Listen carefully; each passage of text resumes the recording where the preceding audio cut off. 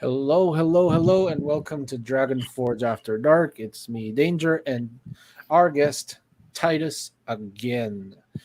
Hello. And this time we're talking about horror RPGs again, but this time we're talking about the different systems you can use for horror, not just the ones that are specifically made for horror.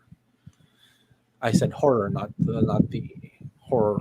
Well, anyway, Titus has us There again. are systems for that. There are systems for There that. are systems for that. Yeah, especially with your Sogolites there. I know you know about those systems, Titus.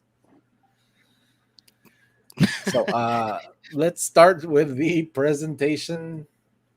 We've got different horror systems with Titus and me. But first, we have a trigger warning. Titus, could you read it out? Trigger warning: death, violence, gore, mental health issues, and other dark themes.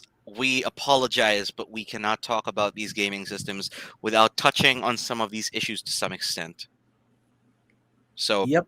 if you cannot stomach um, any of these issues, you might not want to be watching this stream right now. Yep. And we'll give some warnings if ever we start talking about it again. But first, let's talk about the voucher giveaway mechanics. Earlier in our announcement of this stream, we talked about a voucher giveaway. But and the voucher is we'll talk about the rules. The voucher is valid for 30% off on a single purchase to a maximum of 5,000 pesos. So it's whatever the hell 100% is minus 30%, and then you get 5k. That's how much you can buy, and it's all on RPG stuff. So but this does not stack with existing discounts like the 50% off on our Reaper shit. But for example, our Chessex stuff is on sale for 25%, but if you use the voucher, it goes down to it gets even lower, 5% lower, so to speak. And if you order, for example, one of the D&D books, It's a lot of that's dice. yeah, 30% off. Now we know the books are the ones that can get pricey, but they are essential to any collection. So we highly recommend you check them out, order them, whatever. And you must message the store or me on Messenger with the code. Now, when and how will the code be given out? The code will be given out in two halves, and both halves will randomly appear throughout the episode in the proper sequence. For example, the first half could be butthole, and the second half could be le 420, given a separate instance, making the voucher code butthole 420. And now we go to the different horror systems. The first one is Dungeons and Dragons. Now I know Titus's opinion about Dungeons and Dragons for horror, and he doesn't like it. He doesn't think it's viable for horror, and that's perfectly understandable. But let's repeat those opinions. Why do you think it's like that, Titus? All right. First of all, the point of horror is, and I disagree with using Dungeons and Dragons as a horror system. I think Dungeons and Dragons is a good system because it makes you feel like a hero. It makes you feel powerful. It makes you feel like you are the kind of person who can change the world. That is the opposite of how I want to feel when I am playing a horror game. Um, you do not want to feel helpful. You do not want to feel powerful. You do not want to feel like you can take on the monsters. You should be scared of the monsters. D&D doesn't make you scared of the monsters. Um, in D&D, you are a hero. In a horror game, you need to feel like a normal, very squishy, very, very easily killed human being. And Dungeons and Dragons does the exact opposite of that. And that's why I do not think it is a good system for horror games. However, Uh, that I agree with you on a lot of those counts. Dungeons and Dragons lends very well to the adventuring mechanic. It's one combat encounter after another, basically, and it's like It's more like Lord of the Rings than anything else. Lord of the Rings Uh, isn't scary. yeah, it isn't scary except for that part with Shelob. Oh God, the Bilbo scene. Yeah, the Bill, yeah, yeah, that one. That's Okay, one of that's the yeah. exceptions. But D&D, Wizards of the Coast actually came out with this campaign, this pre-made campaign called Curse of Strahd, and it has some interesting reviews. Uh, Specifically, people don't people who are used to the adventuring mechanic of D&D don't like it as much as the people who enjoy something atmospheric. It doesn't play into D&D's normal structure of adventure, swashbuckling adventure, epic adventure, whatever. And the reviews are that it's actually good for setting up a gothic campaign that's uncommon to the system of D&D. And so I feel like this is worth playing. A lot of people say it might be easier to branch off from the story than to follow it to the letter. But let us know if you guys are ever interested in playing it. You can order it from us. It might take a while, but you can order it from us. And we also have copies of the other books that you can order and a bunch of other RPGs that we are going to talk about today. Yeah. We can't talk about horror RPGs without talking about World of Darkness. Everybody I know loves Titus World of has played Darkness. quite a few of the older editions of World of Darkness. I have only ever played Vampire the Masquerade in the current edition. And I know Dandy has also played, hello Dandy, Vampire the Masquerade in the current edition. But before we talk about Vampire the Masquerade, let's hear from Titus about the systems he's played in World of Darkness All right, so I've and why played. it makes a good horror system. Hello, Sophie. Hello, Dark Neko, Sophie. Um, okay, so we I've played two World of Darkness systems. Oddly enough, I have never played Vampire the Masquerade, which is the most popular one. But I have played Wraith Oblivion, where instead of being a vampire, you are a ghost. And I have played Changeling the Lost, where oh man, that was the darkest. Wow. Anyway, you're sorry. Flashbacks. So dark. Um, Changeling is where you play basically a human who has been corrupted by fairy magic, and I'm gonna talk about why that was a borderline traumatic experience for me in a good way. In a good way. And But you know, because Masquerade is more popular, I think we might have to go to you, Danger, to talk about that. Uh, Current edition of Vampire the Masquerade. After having read through the rules of older editions, and I think is the best version of Vampire the Masquerade. And some may disagree with me on this, but I'll explain why in a bit. The interesting thing about Vampire the Masquerade is that it has mechanics that facilitate horror and angst. Like I know Titus mentioned a few times that this mechanic also exists to a certain extent in Wraith, the old edition, but in Vampire the Masquerade, you have what's called the touchstone. The touchstone is a character that you have to create in addition to yours. They're like an NPC. They're a bunch of you can have one to three depending on the number of principles you hold to your being as true. And it's such an interesting mechanic is because when something changes or kills or destroys any one of these touchstones, it, it reduces the humanity of a vampire character, and that's just so interesting to me that the game literally gave people gave created a mechanic that involves a list of people the storyteller can fridge throughout the course of the story to advance your character growth or character development in a certain way.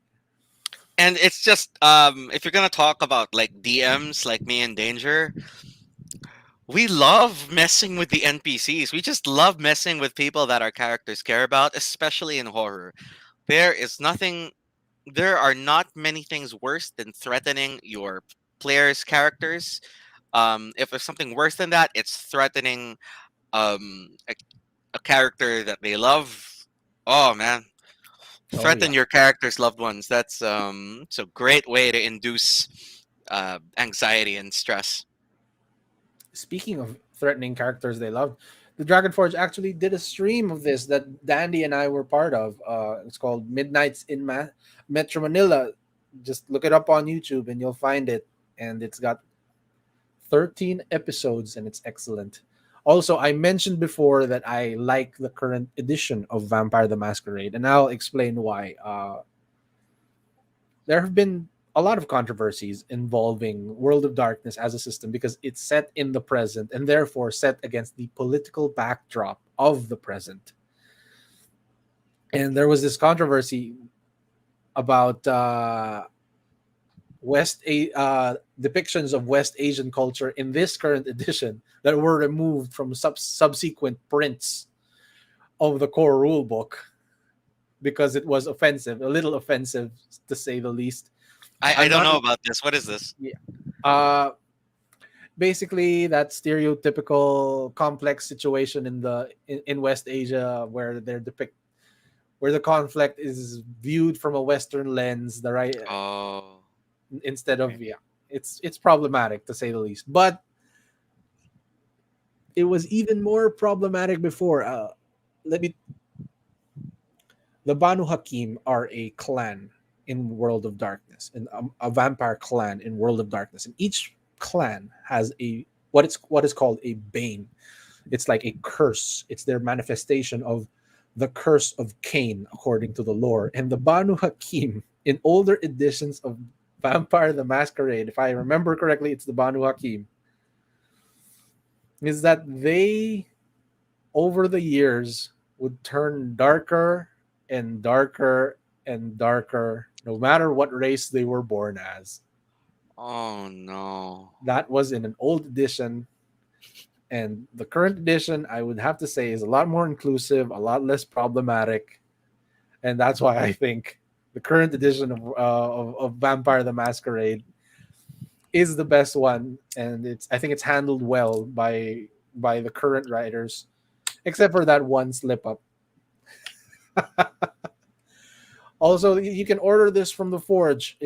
Hopefully, there's some stock from our supplier, but if not, we hope you'll wait because it is an excellent system. And when you buy any of the core rule books, the rule books or the setting books, they come with a code for a free PDF. So there's that.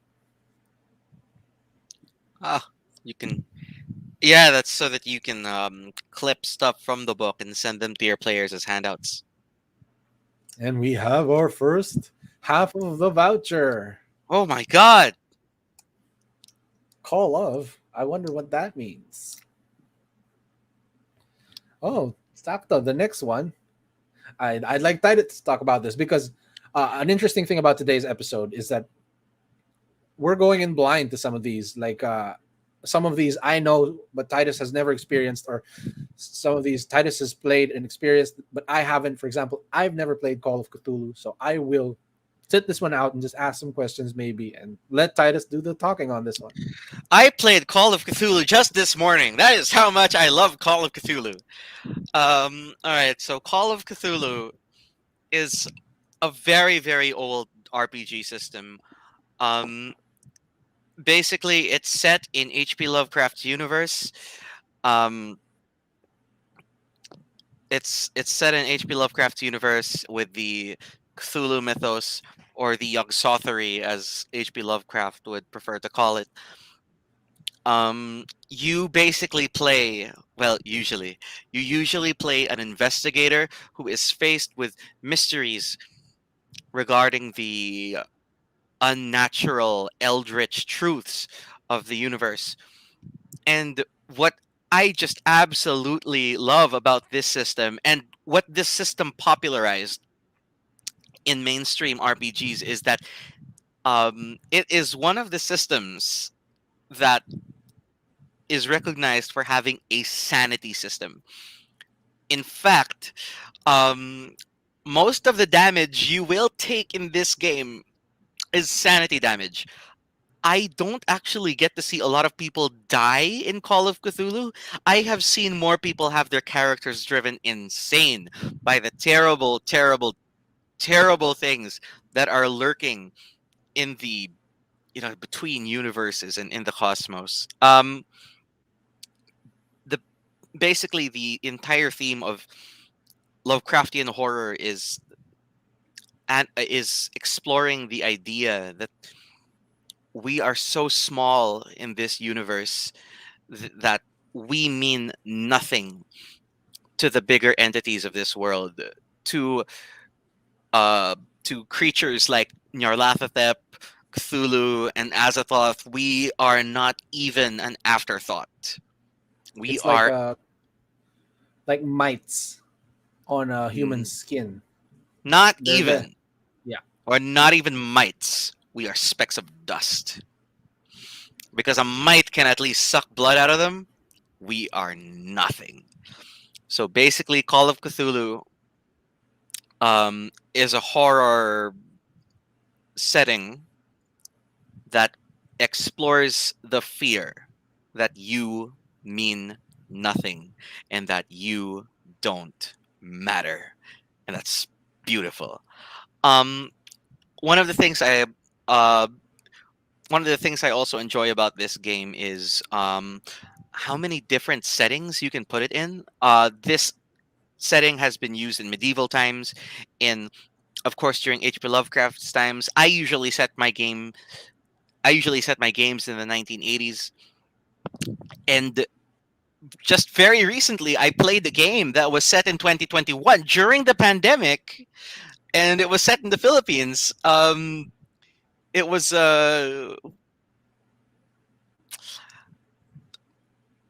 mixing a Philippine setting with the idea of the futility of your own actions. It's very depressing and absolutely horrifying. Um, It's it's perfect. it's just perfect. But Yeah, it yeah, it's just exploring and confronting your smallness in the universe. You seriously never tried this one? I have never tried it, and I'd love to one of these days. I I love the Cthulhu mythos in general, and if I may recommend something from the Cthulhu mythos, or at least from cosmic horror, I highly recommend you watch Lovecraft Country on HBO. Ah, yeah, I've heard good things about that. As for Excellent. literature, my favorite H.P. Lovecraft story will always be the Dunwich Horror. And note, like, one of the great and horrible things about Call of Cthulhu is when you encounter a monster, it's not like D&D where your character encounters a monster and goes, "Oh, it's a monster, I have to fight it." When you encounter a monster, the first thing you do is you have to see if your character can even comprehend what he is seeing. Because if your character does not, they break down, they go temporarily insane, they freeze up, like they are just so weak. Just like how we feel as people every day. Yeah. Okay, so we go to the next system. Now, the Fate core system. I've played this once or twice, I was and there.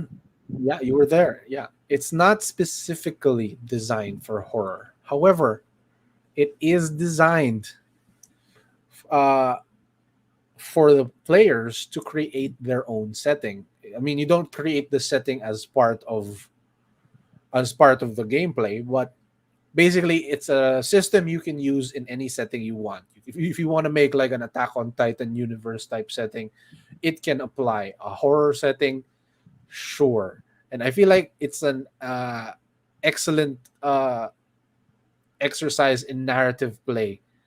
Like let's talk about some of the highlights from our old Fate campaign. You are allowed essentially to create your own feats and maneuvers, so to speak. If you think about it in D&D terms, you can do that, and you will basically, it gives you a lot of freedom to create your character as you please and a lot of power without giving you too much power. Like I would say the problem is in traditional Dungeons and Dragons gameplay. Okay, we go to the next one. Oh, I'll let you start Dread. with this one. Okay, so the oh man, Dread is a beautiful, beautiful system. It is a diceless system, but it's diceless for a very good reason. All right, so Dread is just like any other RPG. And oh, look, it's a bot. We're Anyway, getting bots. oh, we're Oh my getting god, bots. we're getting Hello. bots. Anyway, Dread is a system where whenever your character tries something dangerous or difficult, they need to pull out a number of Jenga pieces from a tower and place it on top. And here's the sticky part, and here's the part that seems to make people scratch their heads. Regardless of what is being attempted, the moment the tower falls, whoever is for whatever reason, the moment the tower falls for whatever reason, whoever is attempting the action dies. Just flat out dies. You cannot play this game and have the characters come out of the session all alive. Somebody is going to die. At least one person is going to die. And it is physically impossible to pull, all those Jenga pieces. It will fall eventually, which is why I think it really captures one of the key themes of it's trying to give players, which is the inevitability of death and the anxiety of knowing that it is just around the corner. I have had games of Dread where the tower is already shaking and wind from the electric fan is just causing it to wobble and people are just sweating, pulling stuff out of the tower because they know that the moment it topples, their character is going to die. It's oh god, you gotta play it. You gotta play it to know how crazy this game is. And I feel like the diceless Jenga mechanic really does lend well to the system. Like there's a very real element of very physical manifestation of the possibility of failure here. Like do it wrong and the thing falls apart. Oh, oh, I forgot to mention one of my favorite mechanics of this game. If you yeah, there we go. Yeah, she knows. um the the scariest thing about one of the greatest mechanics of Dread is if you topple the tower on purpose, you still die, but you succeed in absolutely anything that you try. So just like in any horror film, you can sacrifice your life to save another person to get themselves through. Bianca herself, who just commented, has actually been able to use this. Like at the climax of this of our at the climax of our session, she and her friends were in a burning building confronted by a killer with a chainsaw, and her best friend was about to get just absolutely chopped up by this killer. So what she did was she toppled the tower She toppled the tower and threw herself at the killer and impaled her character on the chainsaw and jammed it, allowing the rest of her friends to escape. And it was just gruesome and bloody, and her guts were on the floor, and everyone was, I think some people were actually crying because the relationship she had with this best friend was really established throughout this game. And like, just um you know watching this happen, and for the characters to just leave um unscathed, even if no, like a couple of people were dead already, but for the rest of them to go out, like, they could feel the sacrifice, they could feel the sound of that tower toppling, and their friend being just torn apart by steel and and fucking like guts. And whoa, that's my f-bomb for the night. It's great. It's just absolutely great. but I feel like it's not necessarily a limitation, but it's very obvious that this system uh is built for one shots, or yeah, it's Yeah. built for short You campaigns. don't Yeah, do a you don't you do a can't do a long campaign with this. campaign. They're gonna die. That's so Oh my god, that's sweet. an interesting story. Said friend made That's Bianca her bridesmaid in real life after that. Yeah, yeah, all that's right. So definitely the power of if you wanna RPGs. be if you wanna be a bridesmaid at somebody's wedding, you throw yourself at the serial killer and you impale yourself on the chainsaw, and you will become a bridesmaid. Truth. Ah, another limitation of this system, however, is you need a Jenga tower. Number one, which is easy enough to correct. You can easily buy a Jenga tower. The second limitation is this has to be in person, right? And Yeah. right now, that's hard in the pandemic. But if you do manage to get like a vaccinated group of people who live close to each other and who are absolutely careful and follow all the protocols, go ahead, try the system. It's if I remember correctly, it's not even expensive, or yeah, I think it's just available online. My brother says he can't play normal Jenga anymore Ah, yeah. because there's no story. Now, whenever he plays Jenga, he wants there to be a story. Otherwise, it's not as fun anymore for him. I was literally looking up Jenga sets on my phone just now, and there's now a new Jenga set called the Jenga Bridge. And No way.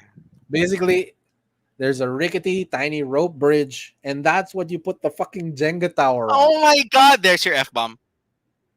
Oh my god. Oh my god. I dropped an F bomb. F bomb alert. Oh my Oh god. man. Oh no. Twitch! No!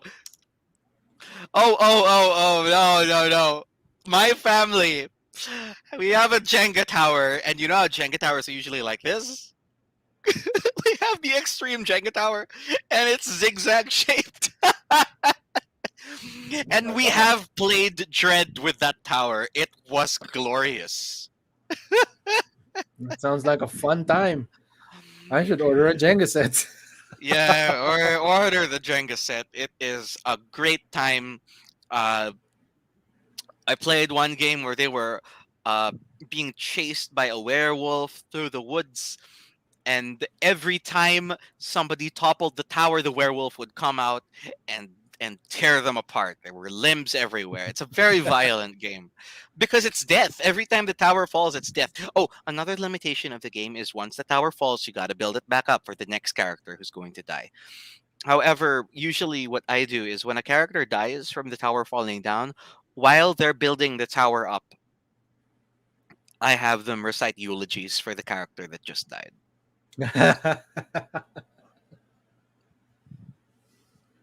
Usually what I like to do is because this deals with death, um I prefer that the player characters all know each other and have relationships with each other at the beginning. Um Unfortunately, we don't stock Jenga sets at the moment. I feel like we could order them. We'll check it out. If we ever get Jenga sets, we'll tell you first. Yeah. Let's not talk about other stores on the stream. There are no other stores. There is No only other stores. Dragonforge. Not even groceries. Only the Dragon Forge. Only the Dragonforge will sustain you. Next system. Oh, this one is all you. I Oh don't know my anything god! about this system. Okay. All right. So, my favorite thing about Praxis. Black Monk is my favorite. My favorite thing about Praxis is that there is no DM. It is a DM-less setting. So what happens is each of you has a character sheet, and depending on which character you play, you have an arsenal of different scenes that you are allowed to narrate. And when I say narrate, I mean you become the DM of that scene. So it's a scene by scene uh, game that it's a scene by scene game where each player takes turns being the DM of those scenes. So um, it's just imagine just playing this game with a bunch of people who are good at DMing, and whenever you get to a different scene, it's got a different director, so it's got a different flavor, and it just allows people to create this world together. And one of the rules in this is, since there's no DM, everything anybody says is canon. When we played in the flesh, uh, we played in the flesh before. I was there, Bianca was there, and at some point, like right in the middle, right in the middle of the game, my character calls Bianca's character Honey, and just as a plot twist for everybody, including Bianca, our characters are apparently married, and there's like now a history, and we just played on it for the rest. And the plot twist at the end is that we were the scientists that were responsible for the zombie outbreak. So usually at the beginning of the game, you know nothing because nobody has said anything. But as the game goes by, more and more about the world is learned, and you eventually come up with a cohesive story. I actually want to talk about Black Monk, the um, Sure. I would call it the flagship of the system. Basically, in Black Monk, you play characters who are in a certain setting, and in this setting, the characters are waiting for a figure called the Black Monk. And the book has different ways of, after certain milestones are reached, something will happen in the world, and then another few milestones will reach, and then something will happen in the world. Like maybe the first thing is the Black Monk signifies his coming, and then after a few milestones, the Black Monk shows himself to a certain character. And here's the thing: the book does not tell you what the Black Monk is. It doesn't tell you why you're waiting for the Black Monk. It doesn't tell you. It doesn't tell you how it's going to end, because again, you are all the DM and you all decide how it goes. And it's really just this game of cooperative storytelling.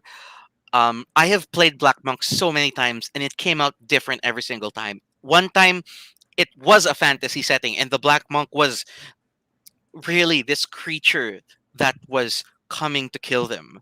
In another, all the characters were in a coma, and they were actually all in purgatory, and the Black Monk was just a metaphor for death. Um, there was another one where the Black Monk wasn't even an entity; it was this plague that was going to ravage the entire population of this place. So just it, the world building aspect, the mystery aspect, and just building this beautiful horror story with your friends without a DM is just a wonderful experience, and I Oh, it's a recommend it for DM-less anybody. system. Does it use Yes. dice? Does it use dice? Yes, it uses dice. Oh, okay. So, It uses dice. what type of dice system does it use? Is it like It's Fates with D6s? it's D6 is very similar to Powered by the Apocalypse, Oh, okay. Yeah. but a lot of the time, you're basically narrating the story, and you're kind of on the side of your character. So everyone narrates the story to somehow favor their character and get the necessary end. More often than not, everyone dies. You know the drill, but it's It great. kind of reminds me, honestly, of the Green Knight, that recent Green Knight film starring. I have not seen it. Don't say anything. Okay, it's excellent. I highly recommend you watch it. It's not only excellent cinema, it's excellent storytelling. But I'm very sure that the Black Monk is also inspired by the myth of the Green Knight, from the Arthurian legend, because it's the same Yeah, it concept. does feel like it. Yeah. You know that it's coming. You know that it's coming. You don't know for what, but you know that it's coming. And what horror themes that it deals with is, just the anticipation of the unknown, because there's no DM, nobody knows what's coming. And you know how in horror, if you don't know what's coming, you assume the worst. Well, that's five people sitting at a table all assuming the worst. And whenever I've played it, the outcome is always worse than what I initially imagined. Of the Flesh is different. It's a zombie setting. Um, when I played it with my friends, it became a fantasy thing. The zombies were caused by a satanic ritual, and the demons killed all of us. It was great. That sounds great. It The was, demons killed all. That's the great. demons killed all of us. Okay, so we have given out both vouchers. The first half you can see below us, and the second half, and therefore, if you combine those two, you get the full voucher, whatever it may be. And next is, oh, this one. I'll let you talk Oh about this my one too, because god! I'm having so much fun with this one. And I I know am Vandy having is having so much fun with this one. I am having so much fun with the Between. All right, guys. The Between is a horror mystery system.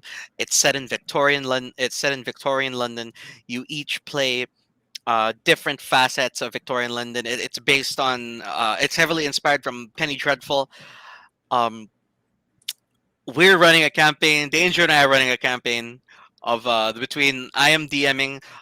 He's playing a character that's based off Dr. Frankenstein. Um, Dandy is a British butler. We have one person who's playing basically a Victorian witch, and another character who is based on, oh my god, based on Dorian Gray. And that that guy is just milking it. He is just milking the Dorian Gray character Yeah. out. In Just, our last session, he wore a fascinating cod piece. yeah, and oh my god, like, uh he started an orgy, and but that's Yeah. not the point of the system. I mean, there's a lot of sex in the system. The Between uses a Powered by the Apocalypse dice rolling system, and basically what it is uh most of your goals revolve around acquiring clues, and each clue that you get is a little bit of information about the mystery you're trying to solve. For example, you're tracking down a serial killer. Actually, that's too boring for In the Between. You're tracking down a vampire, just like these guys are. You're tracking down a vampire, and as you're tracking the vampire, you discover new things about the vampire through interrogations, through searches, through like the witch actually did a demonic ritual where she had to have sex with an incubus in order to get the information. So, use whatever means necessary. And what happens is you need to formulate your conclusions based on the amount of clues you have.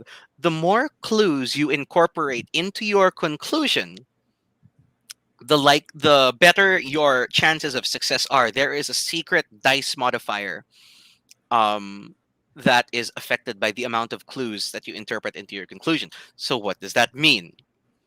If you incorporate enough clues into your conclusion and manage to succeed at your dice roll, you are right. Even if your conclusion was ridiculous. My friends and I played a variation of this called Brindlewood Bay. We were basically golden girls. We were all old ladies um, fighting against the Cthulhu mythos. And my character always had the most outrageous conclusions to any of our mysteries. Like, she always had like crazy, fantastic ideas. Like, oh, it's mermaids. Oh, it's a ghost. And she always had these convoluted um ideas to how the mystery would be resolved. And what's hilarious is whenever she's right, she eventually is right, and then like, everyone just rolls their heads. I can't believe she was right this time. So yeah, that's the between. What are your thoughts so far at the system, Danger? Uh, I like that it is highly narrative centric, which I appreciate because, well, I'm a writer and I love making stories. And the fact that there is an in-game mechanic for creating side stories that run parallel to yours but are completely unrelated, and whose purpose is to either create a sense of atmosphere or tie into the themes in a certain way. I find that very fascinating. Like, how does that work for our audience? Yes, here's what Dandy's saying. The unseen is basically what I'm talking about. It's that parallel story that runs with the events of your characters, that's not related. You're not allowed to relate it directly to your current circumstances. It's like if you've ever read the Watchmen, it's the pirate storyline. It's Yeah, the pirate storyline that runs parallel throughout the entire story.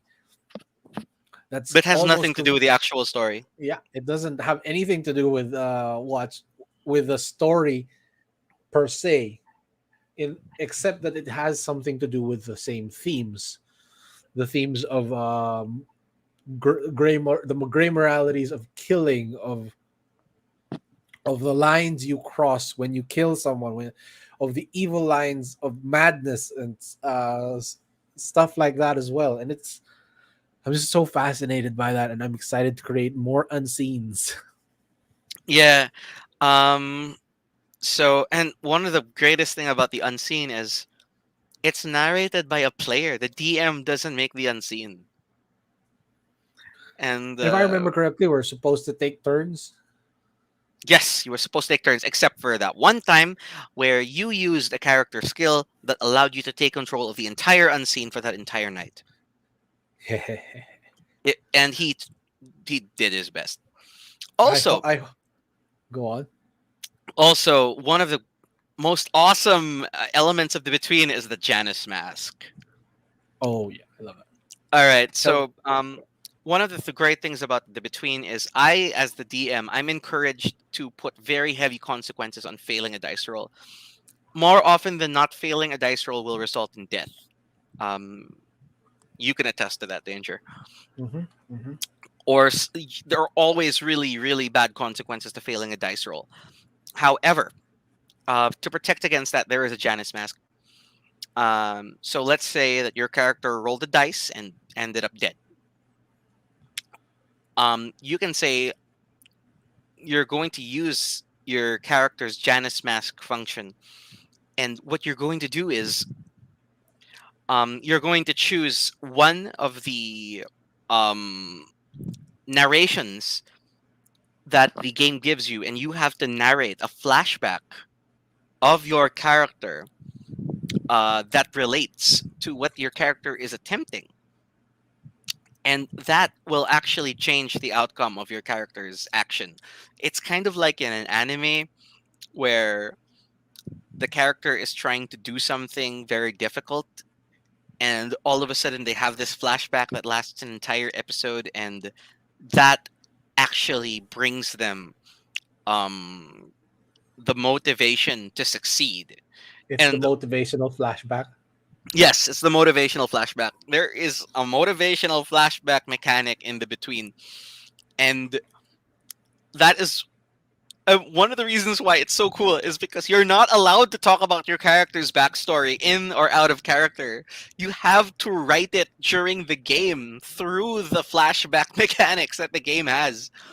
It's just, your characters are being developed as it's going on, and they're just the way that the story is told is the characters are really faced with their inner demons apart from the demons of society that are plaguing Victorian London, werewolves, vampires, Frankenstein's monster. Oh, there's no such thing as Frankenstein's monster in this game, right? Danger? There, Yeah. there- there's We no monster. There's no. No, we no, just no, no. call it Dr. Cross's personal project. No, no, no, no, no, no, no, no. There's no Frankenstein's monster. Dr. Cross is an up straight doctor. He will Yeah. never do such a thing, right? Right, Danger? Yeah, yeah. I even Never. aid Scotland Yard in their pursuit of criminals. Yeah, I'm he does. completely upstanding. I totally don't steal body parts from the morgue. Yeah, just like the body parts going missing after every investigation. It's totally not Dr. Cross's fault. Oh my god, this setting is great. It really is. And that's the last setting that we have a slide for tonight, actually. But we can talk about more since we finished about our settings earlier than expected. But I think before we talk about more, we have to talk about what we think makes a good horror system. Now let's breeze through our choices again. There's the between, right? Oh, no, not the end. Between, Praxis, a Dread, the Fate system, Call of Cthulhu, the World of Darkness setting, in under which there are many games, and Dungeons and Dragons. Now, we've talked before about what makes a good horror campaign. Like we talked about how to make a horror campaign better, how to run one. But what do you think, Titus, makes a good horror system?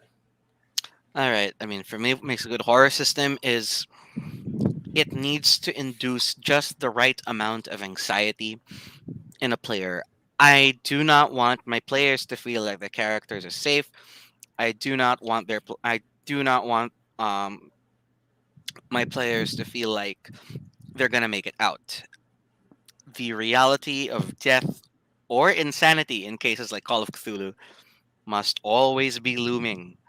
And um, another another thing that I think makes a good uh, horror system is the atmosphere and the setting. I consider that the same thing because setting makes atmosphere, and it has to be something that uh, induces it. And from a conversation I had with from a conversation I actually had with my friend Toby this morning, I realized that the true nature of horror or the purpose of horror is to introduce um, the viewer, or in this case, the player, to something that is outside their comfort zone.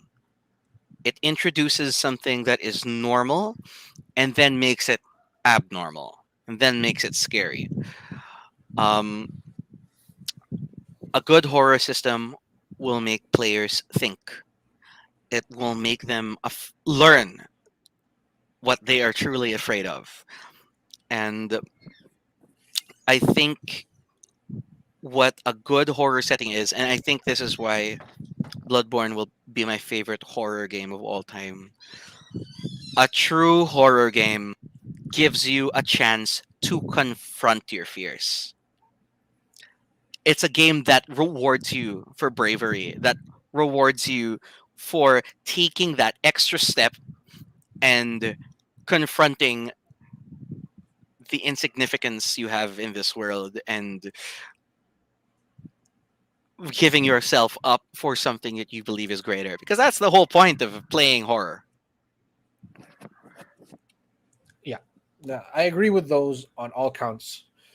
I feel like you can probably use any setting to create horror, even if it's totally unrelated to horror. Like for example, Starfinder is a sci-fi space opera setting, I would say, but it's you can totally make a sci-fi horror with it if you want.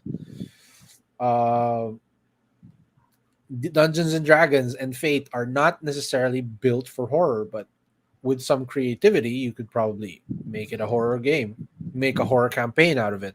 It, w- but I think what's important is the game really must push you in the direction of the horror themes, like in the between, like we talked about. Again, excellent horror system. It does that by making the consequences very real and making storytelling part of the cost of ano of keeping a character alive. Yeah, you gotta role And play yourself out of situations. yeah, exactly. Oops. Let me just full screen that again. What happened? Oh! Oh no. Good thing you didn't have any of the other tabs open. Yep. Wait, let me just I'll open this tab again once it's safe. And other things like Dread. Um, Oh, Dread. Yeah. Dread always keeps the players on the edge of their seats, and really encourages self-sacrifice and facing your fears.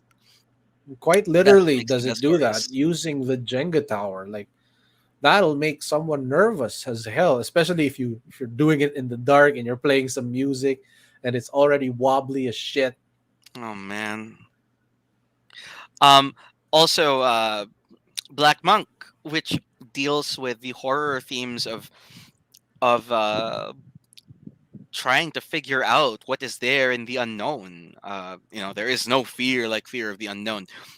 Same thing with Call of Cthulhu, which is one of the greatest themes in Call of Cthulhu. Is the more you try to find out the truth. The truth is always worse than you could possibly imagine, to the point that it drives you insane. It's really just the folly of human curiosity, and or Yeah. just discovering these terrible truths about the universe.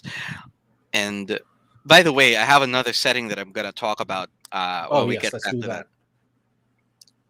that. Um, all right, so oh man, I've been wanting to talk about this for the longest time.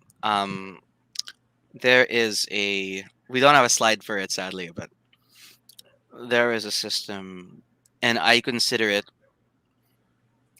the greatest horror system that I have ever studied. It's called Ten Candles. It Oh, can. I'm sorry. That was supposed to have a slide. Let me make a slide while you start talking about it. It's called Ten Candles. Um, from what I've heard, a lot of people that I've spoken to that know the system, um, they say that it's not a well known system, which is so strange. It's mostly because of its unorthodox use. So basically, what Ten Candles does is um, usually you've got like 5 or 4 players.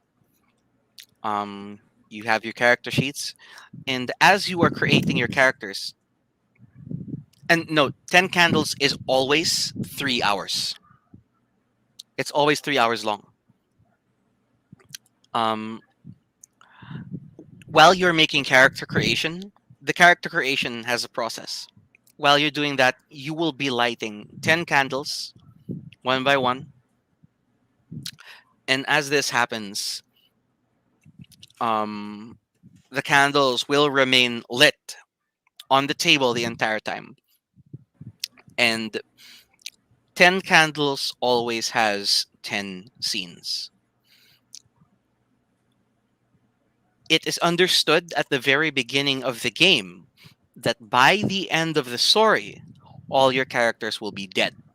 However, even if you know your character will die at the end, you should always have hope for your character.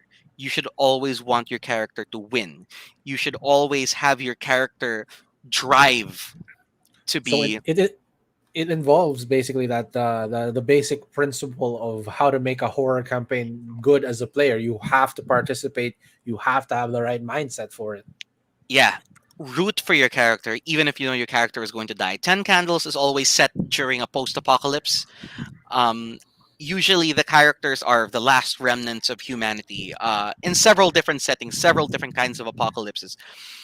And the moment and one of the most beautiful things about this game is the moment a candle goes out. You use special teacup candles for this, by the way, because they Ooh. last for 3 hours. The So you moment a use candle those goes votives. Yes, the moment the candle goes out, the scene is over, and they move on to the next scene. So the moment, and this game should be played in absolute darkness. Oh. So eventually, you start with 10 candles. After a candle goes out, next scene. So basically, when you're done with the scene, uh, you blow out the candle. But if a candle blows out without you blowing it out, you end the scene. Nothing else. It just goes to black. So if it's in the middle of a fight, like somebody gets hit, you just move on. And then the next scene, candle goes out. The next scene, candle goes out. So as the story moves forward, the room is getting darker and darker and darker. The story is getting more and more and more hopeless. And by the very end of it, at the climax, when there is only one candle left, and by this point, you it's just a wick. You are basically just lit by this wick that is on the table, just about to go out. And just the last scene is always called the final stand. And you have to keep playing out um your characters in their final stand and going through everything. And note, there are no dice. There are no dice. What happens is instead of rolling a dice, you use your character's resources, which are aspects of the character's personalities that you have written on index cards. And once you have that, once you use it, you put it in front and you burn it with one of the candles. It's like their humanity is slowly burning away as humanity itself is just pushed to extinction. And by the end of it, the last candle will inevitably go out and the room will be completely dark.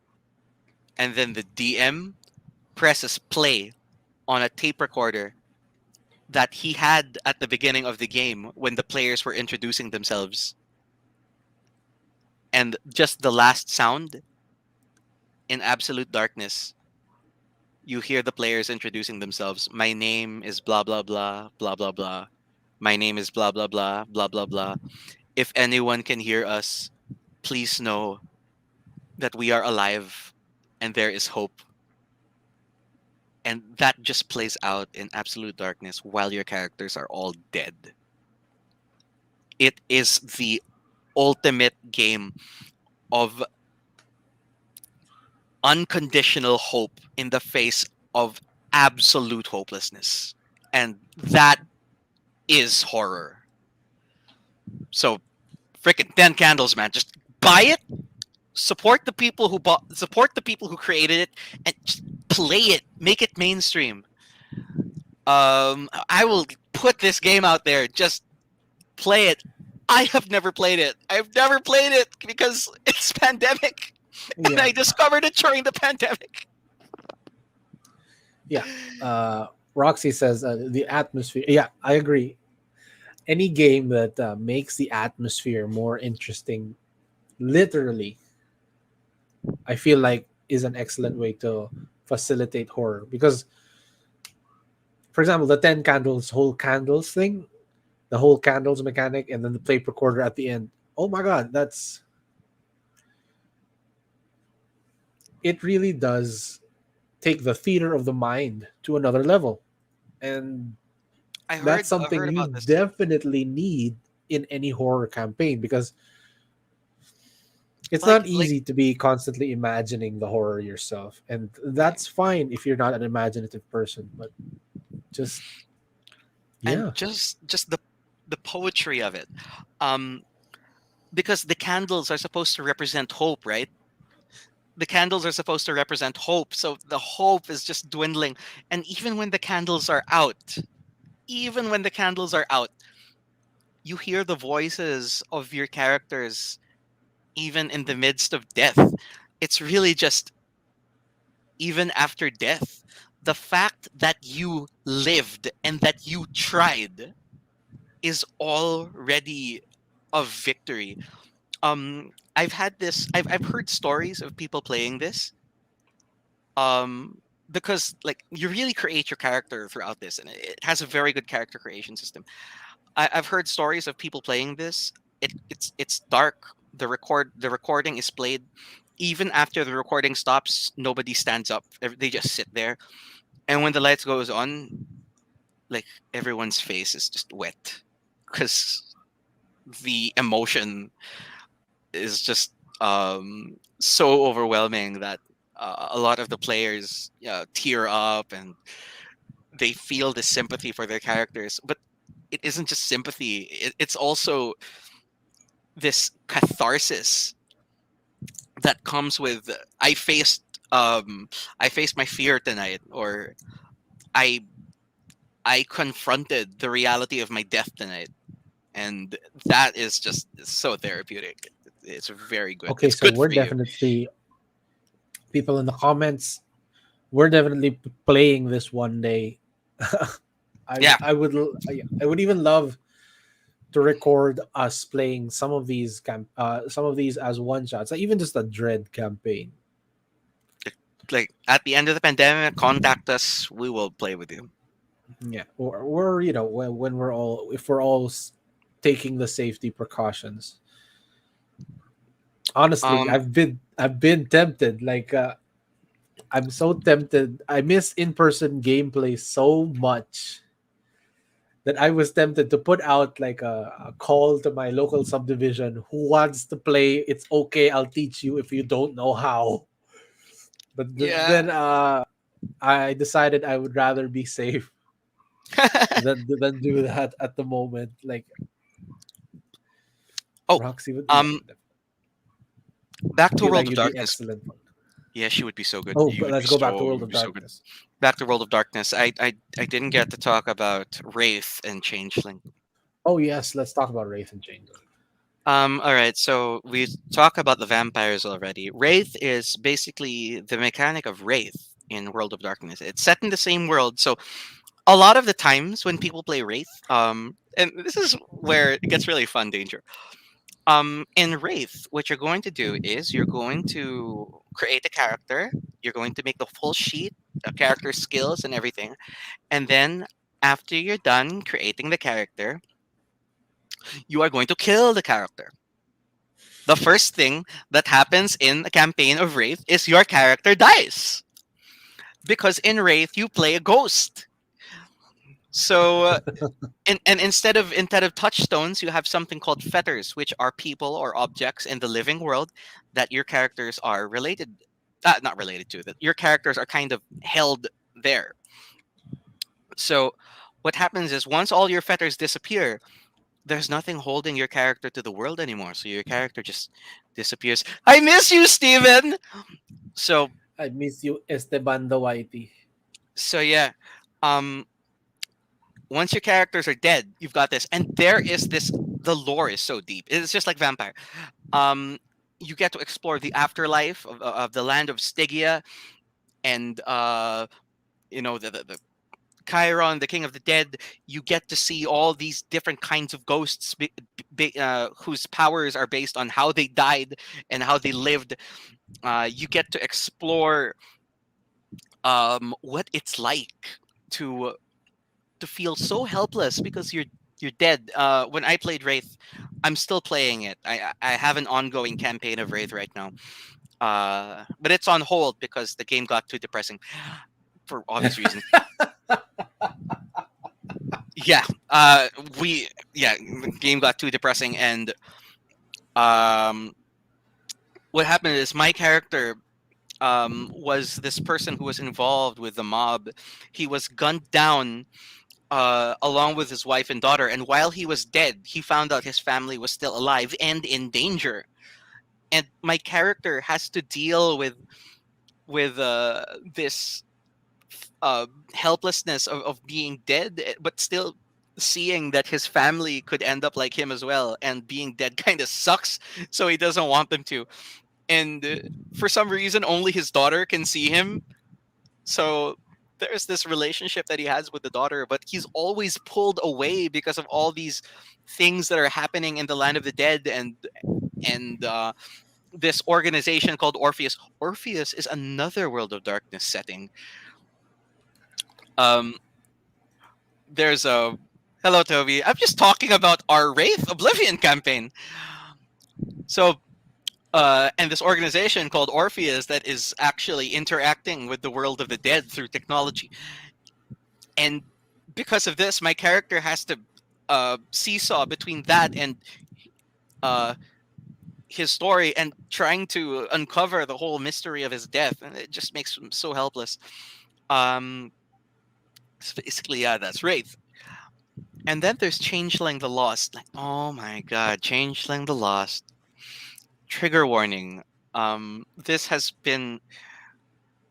I've only played it once, a one shot, and it was one of the most unpleasant experiences I've ever had in my life. I loved it. I absolutely loved it. Um, so in Changeling the Lost, it plays on fairy tales about cautionary tales of humans who are kidnapped by fairies. So basically, the Fae folk, same setting, World of Darkness. There's vampires and ghosts running around, and now there's fairies. The fairies um, kidnap humans and use them as slaves. Like if you were a chef when you were a human and you're kidnapped as a fairy, maybe if you're lucky, you're going to be a slave chef. If you are unlucky, you're the stove.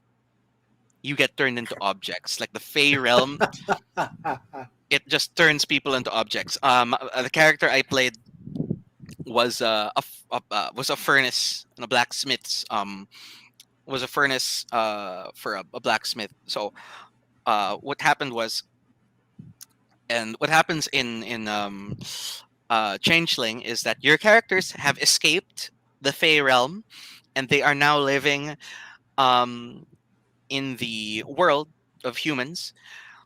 And because time is weird, yeah, it's super disturbing. And I'll tell you why. I'll tell you why it gets disturbing. It gets worse. It gets way worse.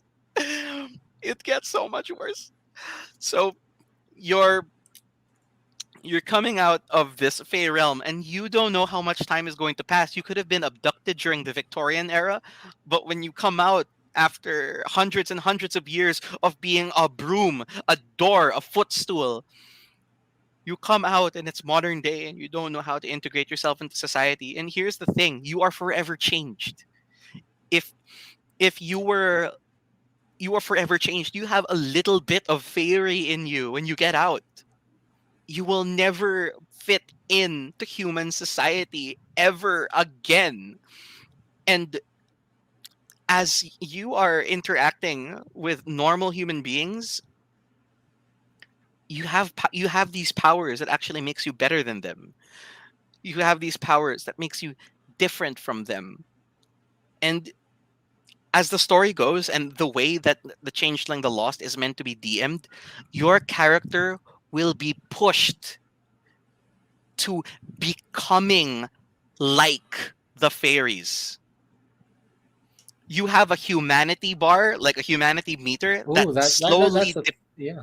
yeah, that That's a thing slowly in Vampire depletes too. until you become more and more like the people who abused you.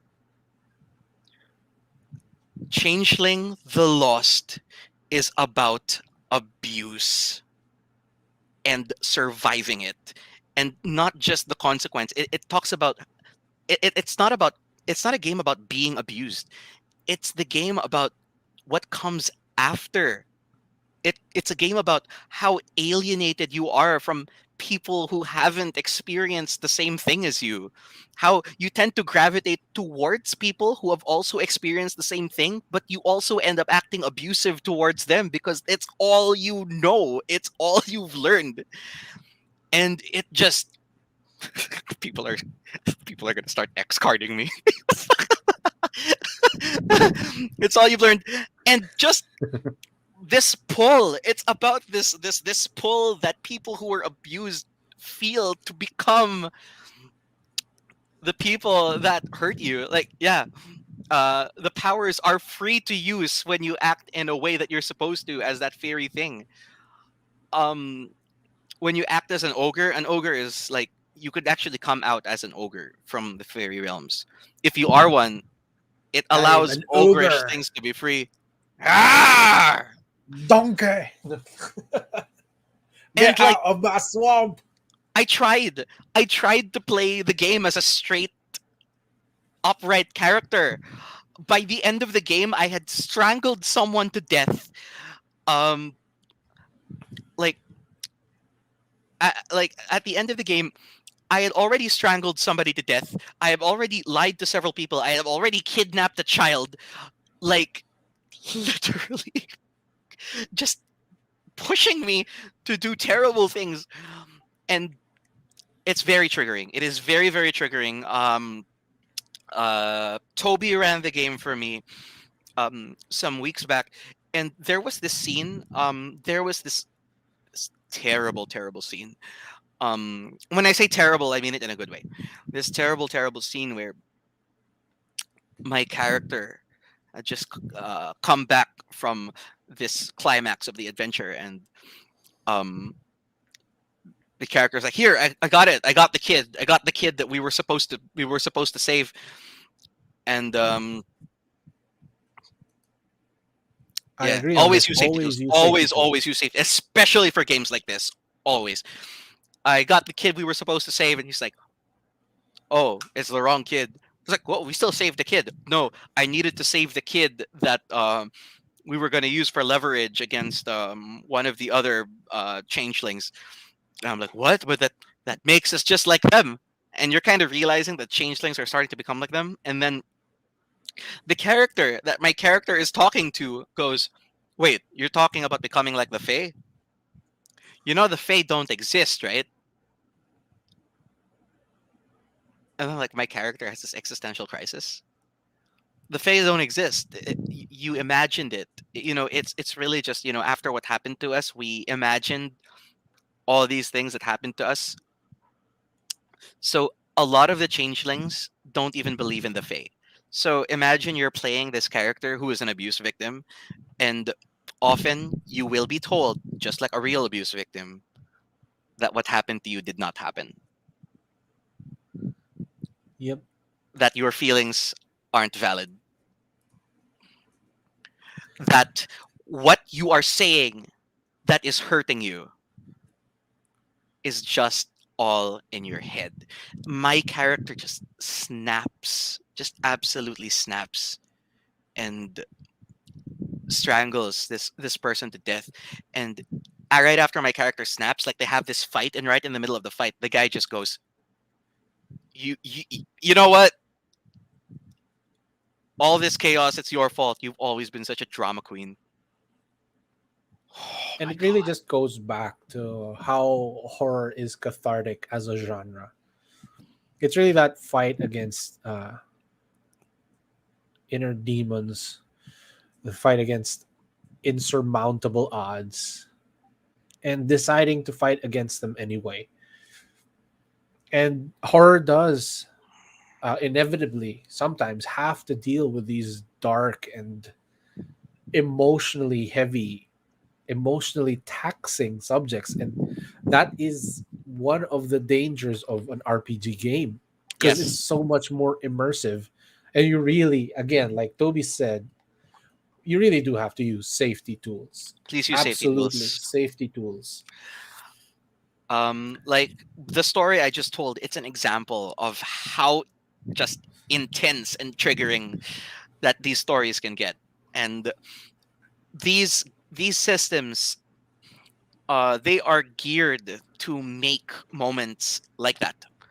Uh, Call of Cthulhu, like um, calling. We were playing Calling the King, which is a scenario that involves the King in Yellow, Hastor, and my brother played this film director who was gaslighting his ex-wife, and just, oh my god. um we needed we really needed the um we really needed the X card just in case people were feeling. Yeah. um yes, Toby. Always find time to decompress after. Please check on each other and to make sure that all players are fine. Yeah. Yes, this is essential. Separate character and player feelings. This is um yeah. I know yeah. some players use the world of RPGs to sift through their own trauma and their own introspection and their own actualization. And that's fine. Yeah. But it can be dangerous, so it is important to decompress and remember where the lines are, where you draw the lines between yourself and your characters and the story. And remember, it's also your responsibility as a player. You could be talking about things that are potentially triggering for other players. So watch that X card. Um, Look at the other players. Check on them. During my character's intense scene, like Toby would have to stop because we were yelling at each other already, kind of. Of course, in character, we were acting. We weren't really, you know, angry at each other. But he had to stop it from time to time and ask me if I was okay, and I would always tell him, "Yes, I'm fine," but my character definitely isn't, and that's fine. So just you know, so intense. Any start thoughts on the new Kickstarter ish platform GameFound? I haven't heard about GameFound, but let me I Google it. haven't I haven't heard about it either. Tell me what it GameFound. is, Google. Okay. I'm currently accessing it on my phone. Oh,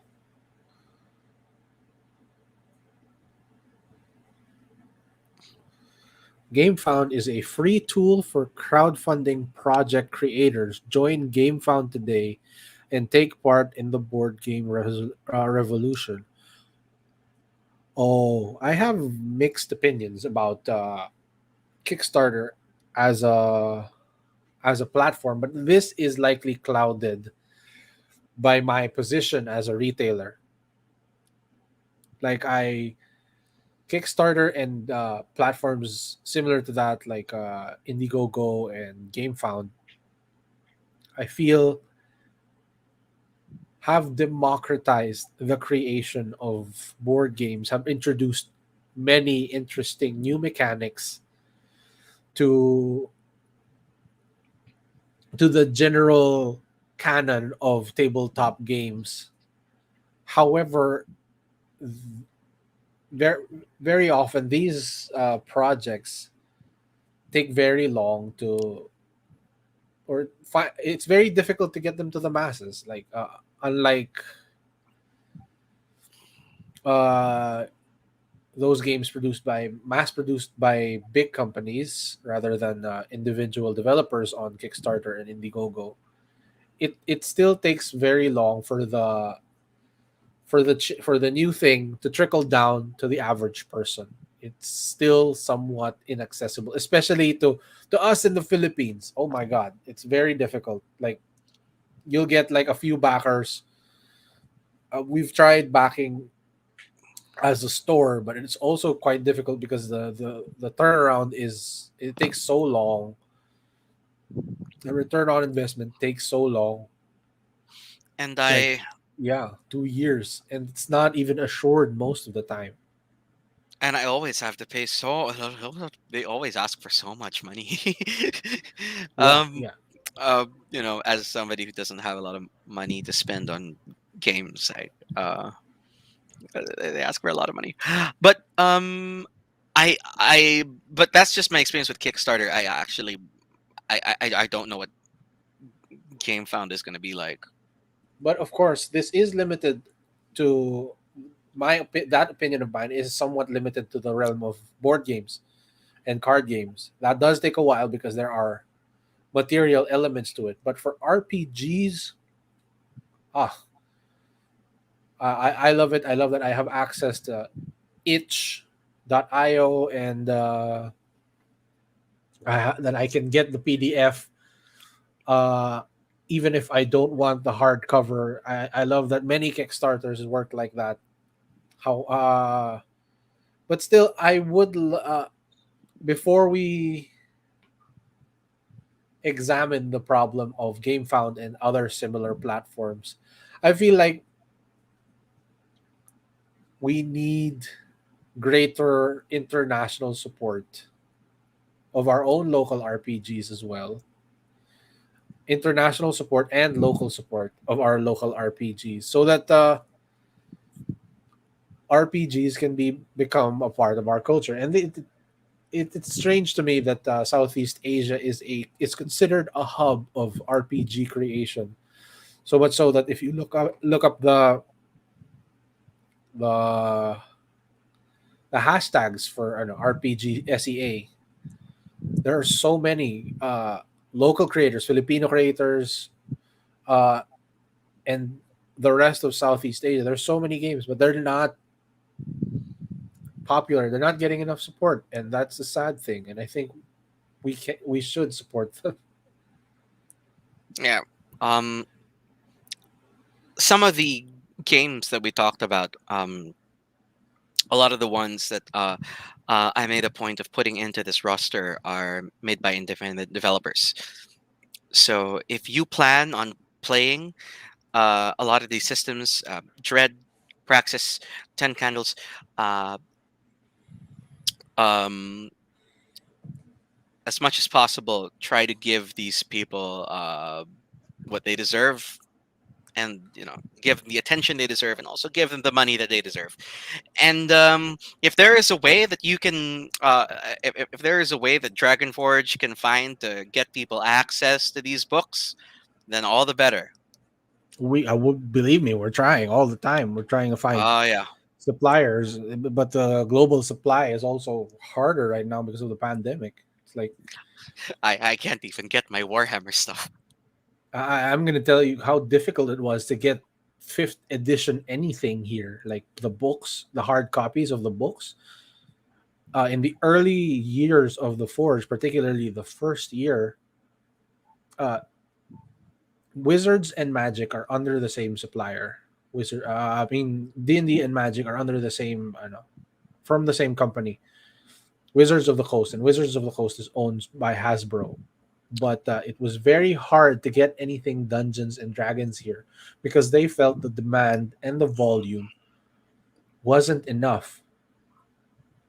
And the reasoning is perfectly valid. Uh, it essentially it costs the same to order 50 books as ordering 500 books. So if they were going to deliver 500 books to the Philippines, if they were going to deliver books to the Philippines, it had better be in bigger numbers. But there was very little demand for it at first. I'm glad now that that has changed, but that was the situation then, and it changed. So it's not impossible for the RPG situation here to change, especially in terms of access to international titles. However, there are still some plenty of obstacles. My recommendation here is that I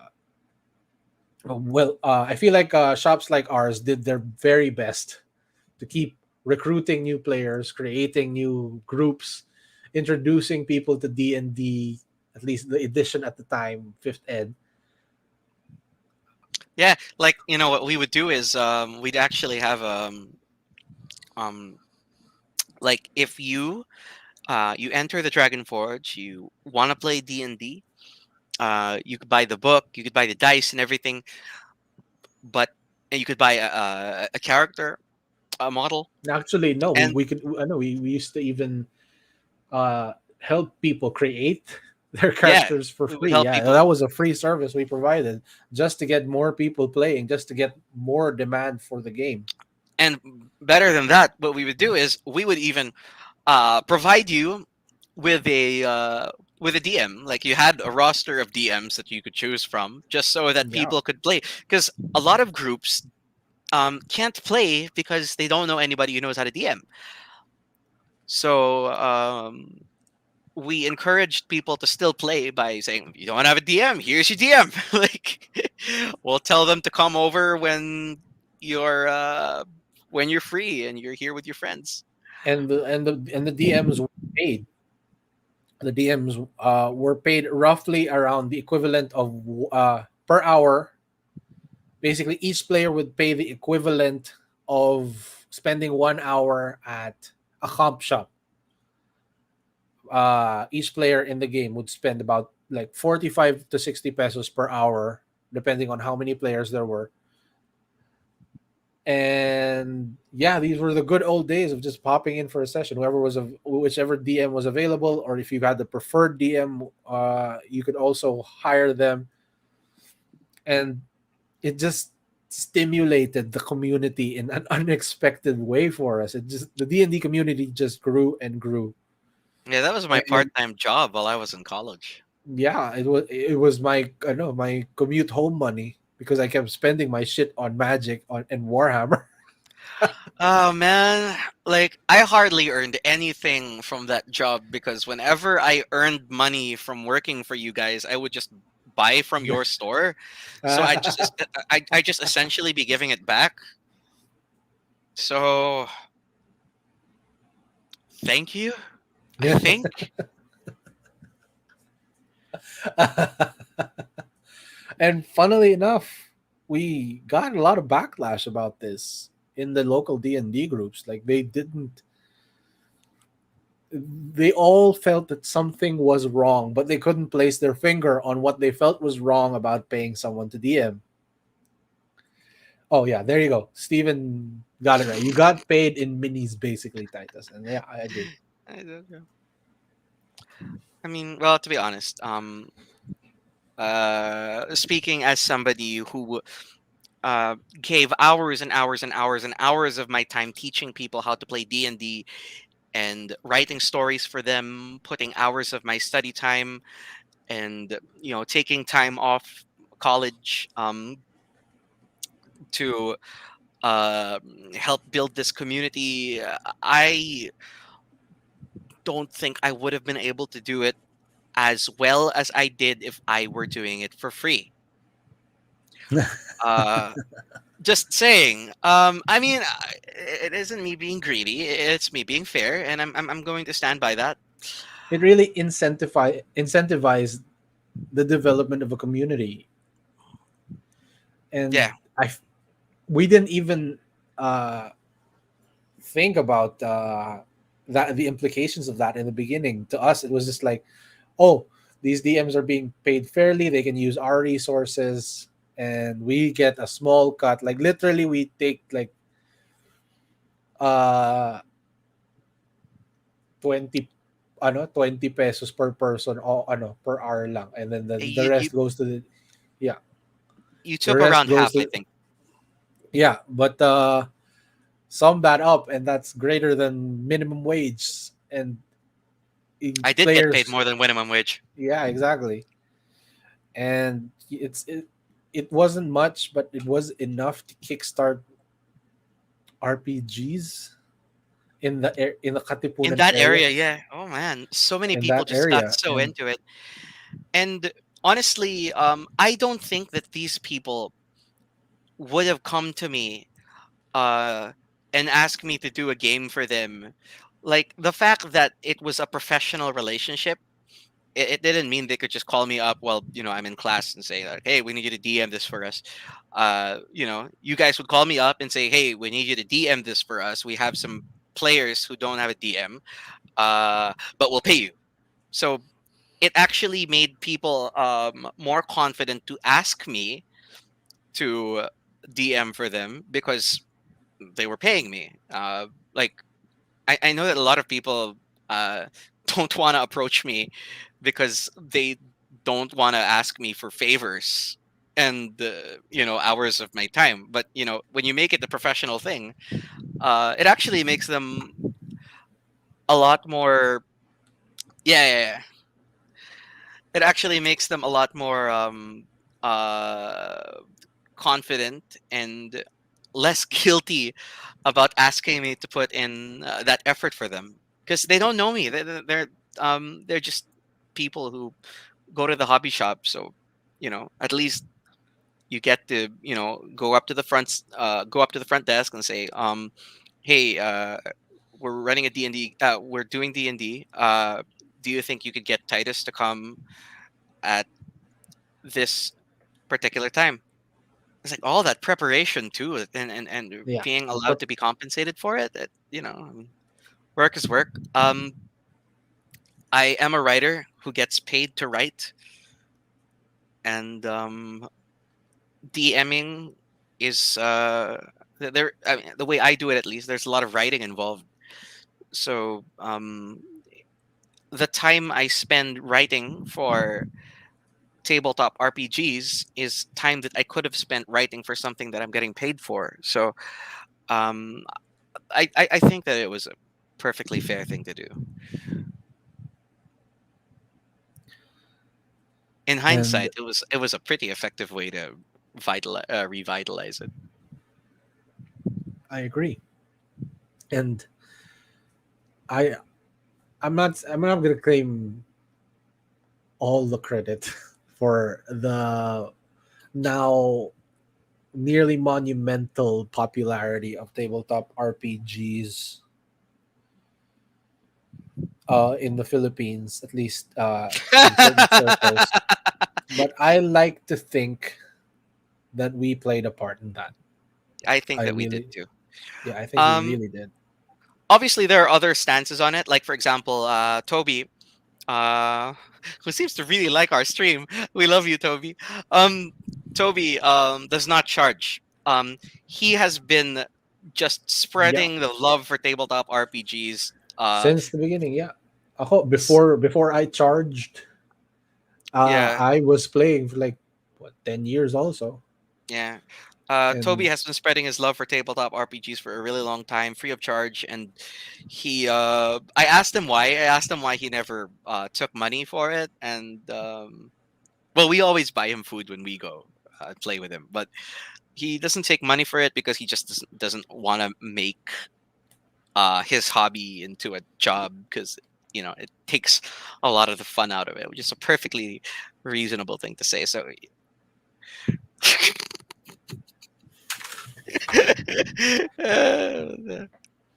anyway, I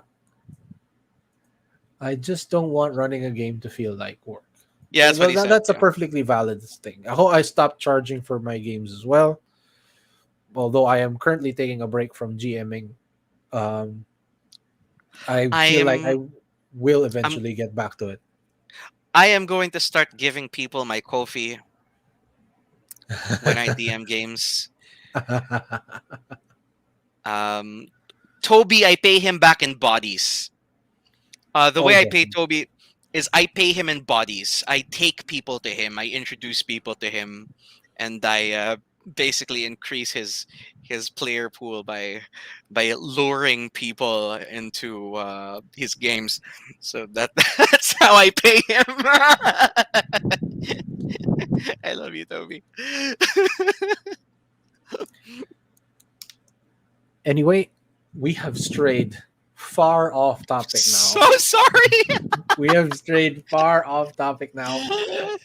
And I feel like this is a discussion we can have again for another day. And I think for the different horror RPGs, that's enough that we have for tonight. I'd like to. Oh, we've got a few more comments. I'd like to thank everyone for participating. And if you didn't catch the voucher, it's Call of Butthulu. Wait, 69420. Call of Butthulu 69420. Message me or the store with this voucher to get your RPG products 30% off. So yeah, that includes books, dice, and figures. If you, and certain figures, if you want. Could you highlight Toby's second to the last comment? What? No, no, no, no. That The one before that. No, no, no, no, the one before. He's a fae. He's a fae. He's kidnapping people and making them part of his horde. Oh man, it's anyway, great. uh, let's say our good night, Titus. Good night, everyone. Thank you for participating, for commenting, for watching us. We know for some reason this has been a busy weekend for everybody, so thank Don't you know for taking the why. time. What the hell Yeah, is up with this weekend? and this has been Danger, and Titus, you go ahead and say your goodbyes. Goodbye, everyone. I have rates. Good night. This has been Dragonforge After Dark. Don't forget to like and subscribe up there. You know where we are. Bye bye.